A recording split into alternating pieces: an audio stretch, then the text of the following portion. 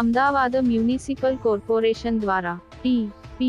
Scheme 96B અમલ માટે તારીખ 26 મે 2022ના રોજ છારાનગર રોડ, કુબેરનગરમાં વસવાટ કરતા રહીશોને નોટિસો આપેલ છે.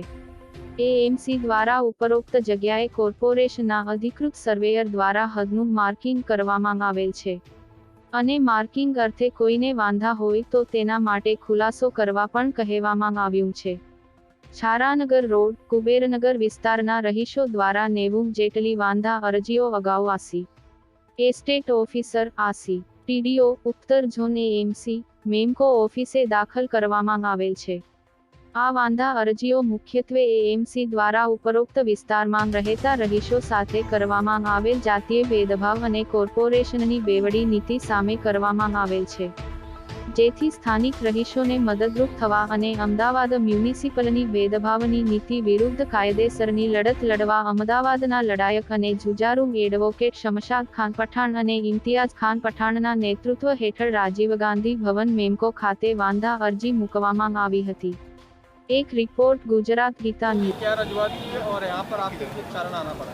देखिए, जिस तरह से पूरे देश में भाजपा के शासन में बुलडोजर को एक विनाश का सिंबल के तौर पे लोग पेश कर रहे हैं, तो ये अहमदाबाद में भी अलग अलग विस्तारों में बुलडोजर को भेजा जा रहा है और ये सिर्फ इसलिए है ताकि ज़्यादा से ज़्यादा गरीब लोगों को उनके मकानों को तोड़ा जाए, उनको हटाया जाए और सिर्फ लोगों को ये जो ज़मीन बचे ये उद्योगपतियों को दी जाए.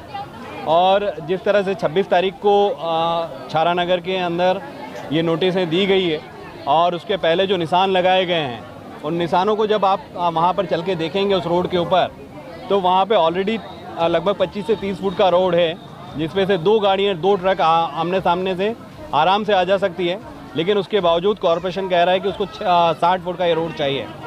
और जिस हिसाब से उन्होंने निशान लगाए हैं, आज हमने डिप्टी कमिश्नर को भी कहा है कि वो निशान गलत तरीके से लगाए हैं और ऐसा लग रहा है किसी ने ऑफिस में बैठ के सिर्फ वो तैयार किया है. इसीलिए आप खुद हमारे साथ आइए, हम आपको बताएंगे कि वो रोड पे कम नुकसान से ज़्यादा लोगों के घर बच सकते हैं और आपका डेवलपमेंट का काम भी हो सकता है. तो उन्होंने कहा है कि 7 तारीख को जो पब्लिक हियरिंग है उसमें भी वो सारे मुद्दों को सुनेंगे और उसके बाद ज़रूरत लगी तो वो हमारे साथ वहाँ विस्तार में आके उन चीज़ों को देखेंगे. और हमारे जो लोग हैं उनसे हमने यही कहा है कि इस लड़ाई को, ये हमारे घर बचाने की लड़ाई है, क्योंकि हम ये मानते हैं भारत देश का जो संविधान है उनके बुनियादी हक़ों में से ये सबसे बड़ा बुनियादी हक़ है कि इंसान को सम्मान से रहने का हक़ हो. और जिस DNT समुदाय के लिए देश में बहुत सारी वेलफेयर की स्कीम होनी चाहिए थी, वहाँ पर उनके घरों को उजाड़ने के लिए बुलडोजर भेजना वाकई निंदनीय है. तो इसके लिए हम और समुदाय के लोगों को भी एकजुट करेंगे और ये लड़ाई को सड़क पर और कोर्ट में लड़ने की ज़रूरत पड़ी तो वहाँ भी लड़ेंगे. कितने समुदाय के लोग यहाँ पे इकट्ठा हुए हैं? ये DNT समुदाय के लोग ज़्यादातर हैं, कुछ सिंधी भाई भी हैं और वो तमाम लोग यहाँ पर इकट्ठा हुए हैं. और उनके सवाल जो हैं, और ये किसी समुदाय का सवाल नहीं है, ये सवाल गरीबों का सवाल है.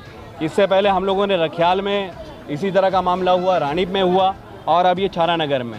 तो ये बुलडोजर का जो पॉलिटिक्स है वो सिर्फ गरीबों को हटाने के लिए किया जा रहा है. इसका किसी धर्म से या किसी सीधे तौर पे किसी पॉलिटिकल पार्टी का वो नहीं है. लेकिन वो देखिए, जो निशान लगाए हैं उस निशान पे हम ये कह रहे हैं कि हमारे साथ पार्शलिटी हुई है. हम ये कह रहे हैं कि हमारे जो यहाँ पर समुदाय के लोग रह रहे हैं और दूसरी तरफ जहाँ पर दूसरे समुदाय के लोग हैं, जिन समुदाय से MLA और कॉर्पोरेटर आते हैं, उनकी तरफ जो निशान लगाने चाहिए थे वो काफ़ी कम लगाए हैं और इस तरफ ज़्यादा लगाएं. लेकिन हम तो ये कॉर्पोरेशन से ये मांग करते हैं कि आप लोगों के कम से कम तोड़िए, ज़रूरत नहीं है तो मत तोड़िए. और जो जगह है वहीं पर एक अच्छा रोड बन सकता है. खाली है सही दिमाग लगाने की ज़रूरत और डेवलपमेंट को सही लोगों के लिए डेवलपमेंट के